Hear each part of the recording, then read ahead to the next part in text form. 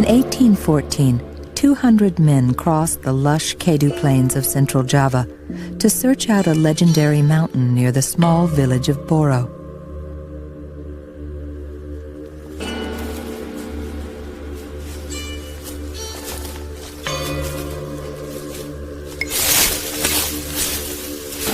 For 6 weeks, they slash and burn the choking vegetation.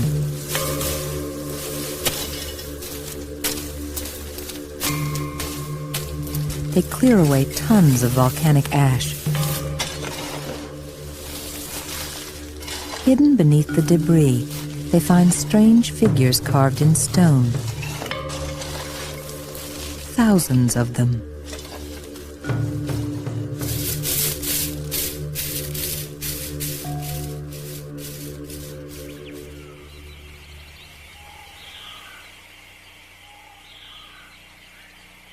It is said that a heavenly architect built the Mountain of 1,000 statues in a single day, and laid a curse on anyone who dared ascend his holy shrine to see them.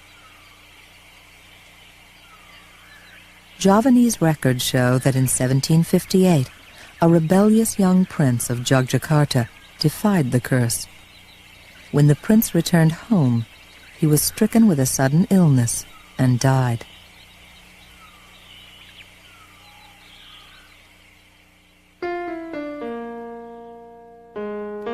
The excavation of the monument known as Borobudur had been ordered by Sir Thomas Stanford Raffles, the new British governor of Java. Unlike the Dutch traders before him, Raffles is intrigued by the exotic stories and architecture of the Indonesian islands. The antiquities of Java have not, till lately, excited much notice, nor have they yet been sufficiently explored. The pursuits of commerce have been too exclusive to allow there being much interest in the subject. When Raffles comes to inspect the progress of his expedition, he finds a colossal pyramid rising to a huge bell-shaped pinnacle. The ruin of Borobudur is remarkable for its grandeur in design. The building is square and composed of terraces rising one within the other, each enclosed by stone walls. On the walls are carved in the most beautiful style panels containing historical scenes and ceremonies. Nearly 3,000 panels encircle the monument. Indigenous plant life is depicted in such detail that specific species can be identified.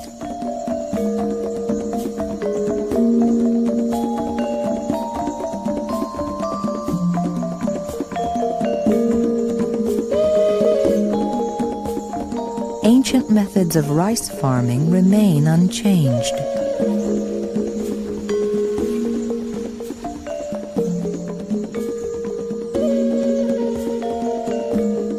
Javanese animals share the walls with mythological creatures.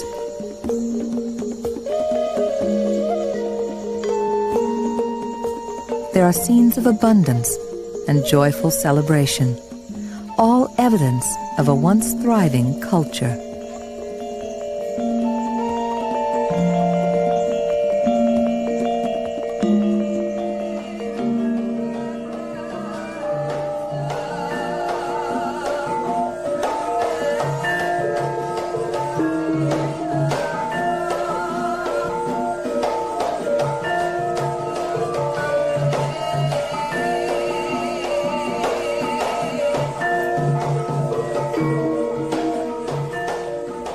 Borobudur illustrates the patronage which the arts and sciences must have received, and the inexhaustible wealth and resources which the Javanese of those times must have possessed.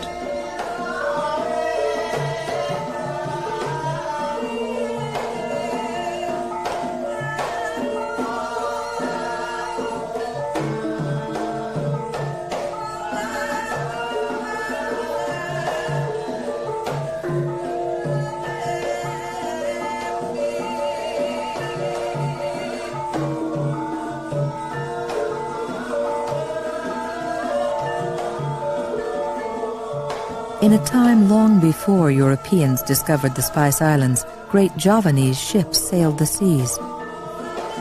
They carried tons of rice and hardwoods from the fertile island to the ports of Malaysia, China, and India in exchange for the exotic provisions of a prosperous existence. But by Raffles' time, the glory of Java has faded, and no one can remember when or why Borobudur had been built. The natives have long ceased to respect the temples and idols of former worship, though they still view the ruins with superstitious reverence.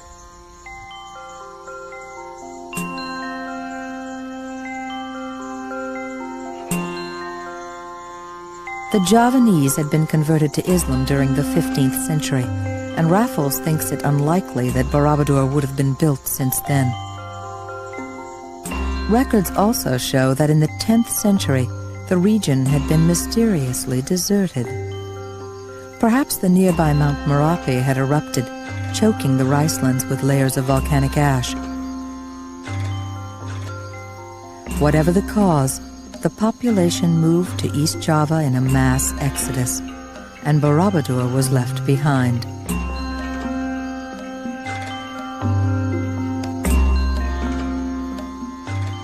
Lacking further historical evidence, Raffles is unable to determine the exact date of Borobudur's construction, but he does have some insight into the purpose of the structure. The resemblance of the images which surround this temple to the figure of Buddha has introduced an opinion that Borobudur was exclusively confined to the worship of that deity. As word of the discovery spreads, scholars of Asian religions visit. They recognize Borobudur as the largest Buddhist temple in the world, and the most unique.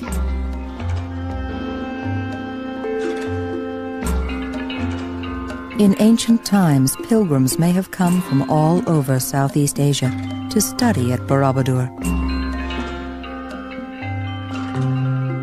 The panels depict the teachings of the Buddha, each familiar story a step in the pilgrim's progress. Each terrace a higher plane of consciousness.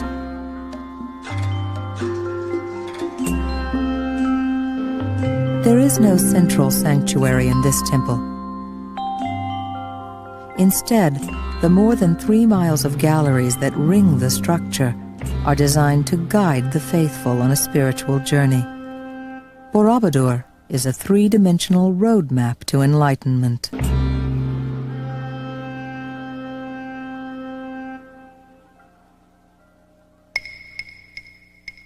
The Buddha was once reborn as a woodpecker. One day he met a lion who had a bone caught in his throat and was suffering horribly. The woodpecker propped open the lion's mouth with a bit of wood and walked into it to remove the bone. Though the woodpecker was very hungry, the lion would not share any of his meal. This saddened the woodpecker, but he did not take revenge. Good deeds do not necessarily occasion any reward other than the pleasure of doing someone else a good turn.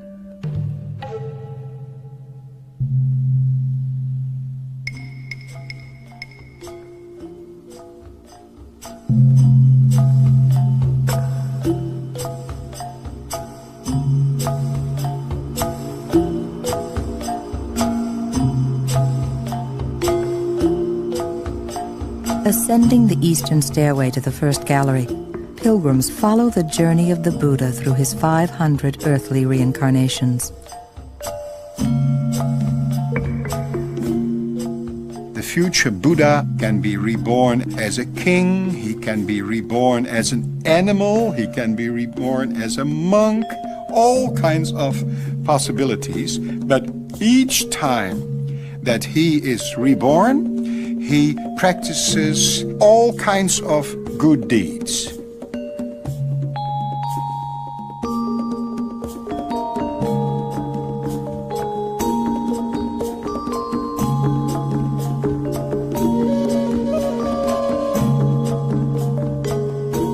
repetition is essential.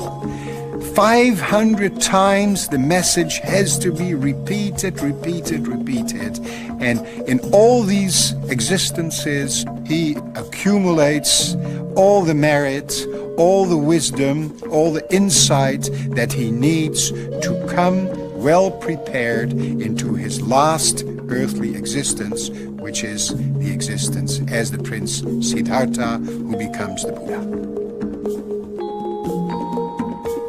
The panels then chronicle the experiences of the young prince as he travels for the first time beyond the palace walls. Once outside, Siddhartha encounters the harsh realities of the world. He sees sickness and death, and he begins to realize that life is suffering and that there must be a way out of this. Siddhartha comes to understand that all suffering is caused by unfulfilled desire. Only by extinguishing desire does he achieve enlightenment and become the Buddha.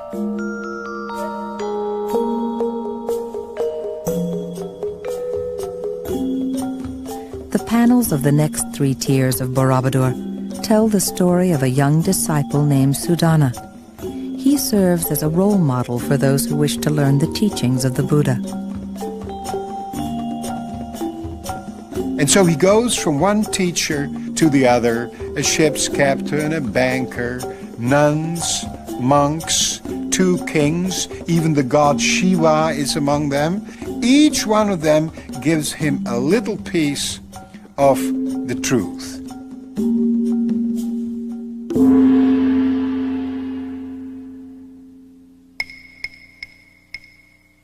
At the end of his life, the Buddha's disciples asked him what kind of monument he'd like built in his memory. The Buddha replied, "A stupa." The disciples were mystified. "What is a stupa?" one asked. In answer, the Buddha overturned his alms bowl and stood his walking stick on top of it.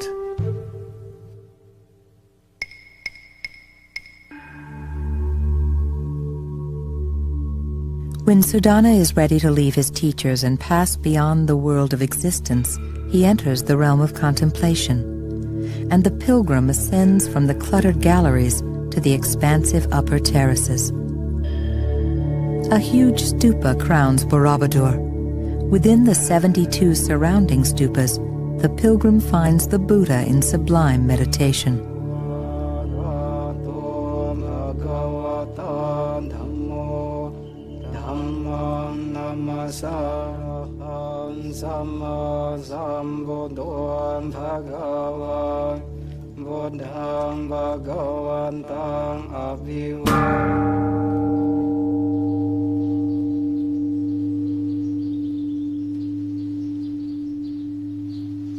This stark contrast between the phenomenal world and the ethereal world of formlessness at the top is one of the most brilliant inventions of the architects of Borobudur.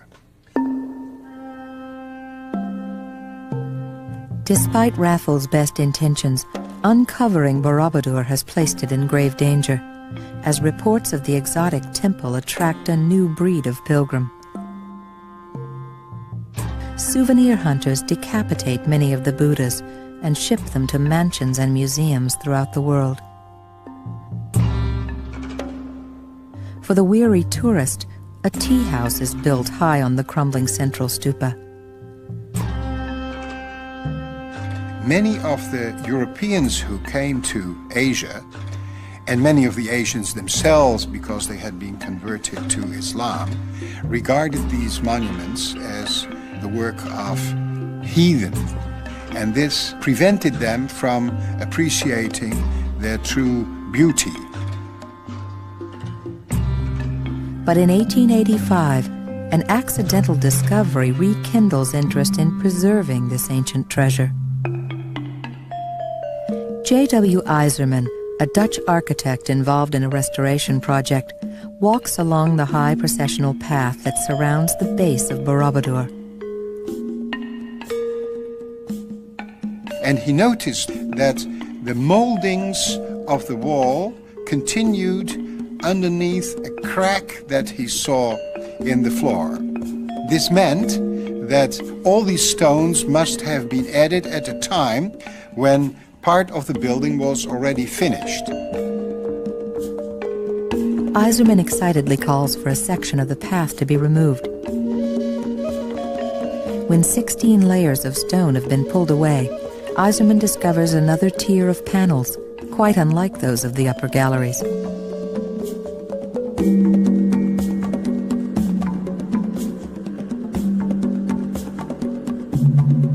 These are portrayals of hellish tortures, mixed with scenes of sweet pleasures. In all, 160 panels are uncovered. But it is not until the hidden panels are linked to the Buddhist doctrine of karma that their significance is understood. These are the ground rules of what happens to you, whether you are reborn as a human, as an animal, in hell or in heaven.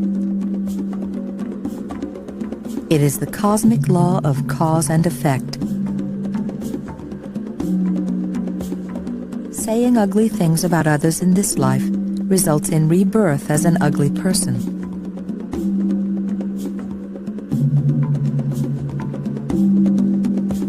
Those who mistreat animals will be trampled by elephants.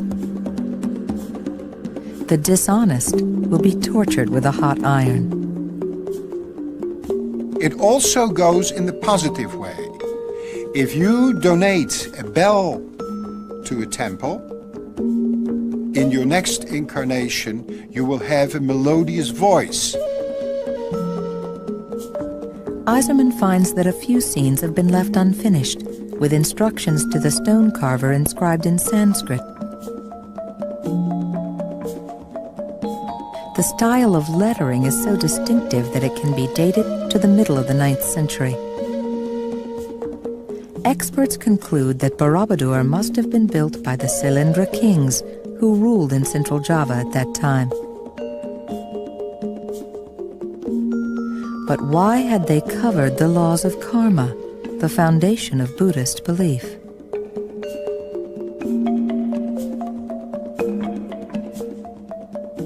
Some people think there's a symbolic reason. I tend to think that it was as they were building the monument, it started sagging, and in order to keep it in place, they built this heavy stone ring around the monument. Eiserman reaches the same conclusion. After photographing the panels, he replaces the original pathway to re-stabilize the structure. But as Borobudur's past becomes more clear, its future grows much less certain.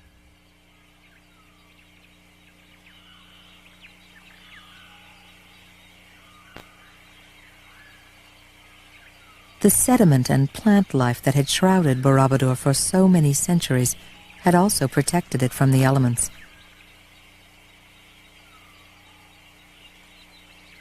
As the galleries are cleared, the porous volcanic stone is exposed to Java's relentless heat and torrential downpours.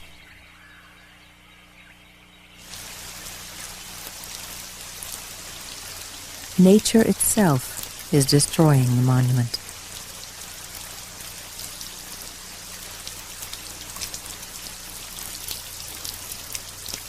Water seeps through the cracks, undermining the temple's earthen core, buckling floors, pushing out walls.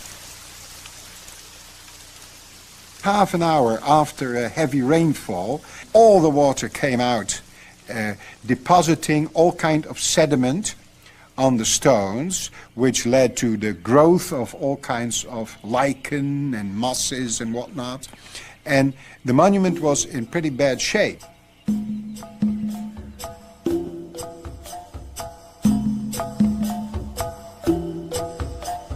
Throughout most of the 19th century, Borobudur suffers more damage than in the 1,000 years before. In 1907, Theodor van Erp, a Dutch engineering officer, leads a major restoration project.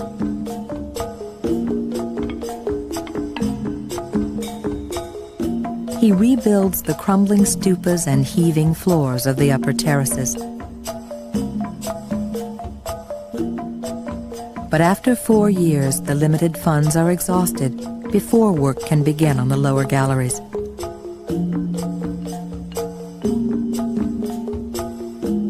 Carvings are now rapidly disintegrating. Walls are crumbling, and the whole structure is in danger of tumbling down the hill in one enormous archaeological avalanche. But it would be several decades before attention would again turn to Borobudur.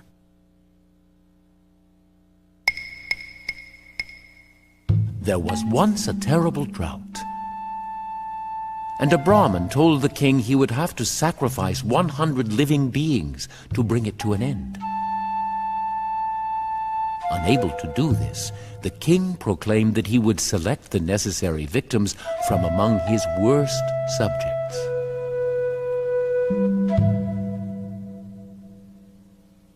At this news, his subjects all became virtuous, and the drought stopped.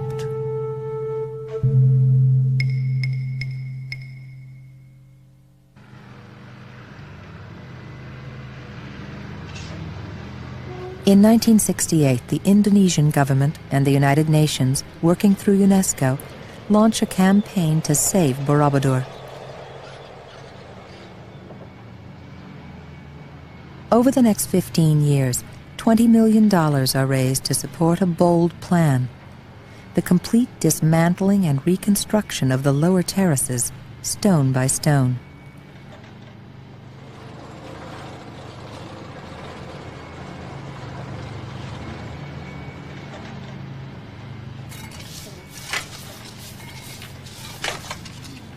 "1,300 carved panels are taken apart and individually cleaned, catalogued, and treated for preservation. Over 1 million stones are moved during the course of restoration and set aside like pieces of a massive jigsaw puzzle.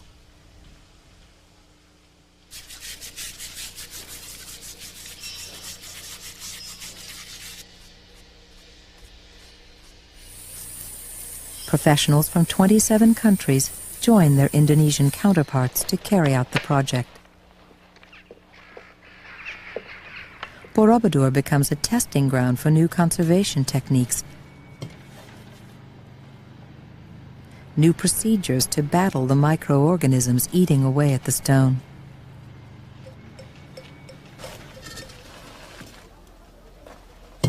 Experts in engineering, chemistry, biology, and archaeology all share their skills to solve the multitude of problems.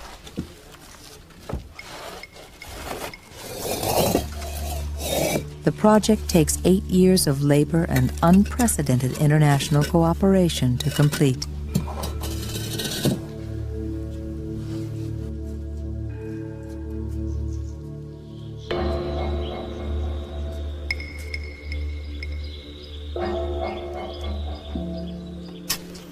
Borobudur has served as a place of learning, dedication, and training for those who follow the path of the Buddha and those who labored to preserve this cultural treasure.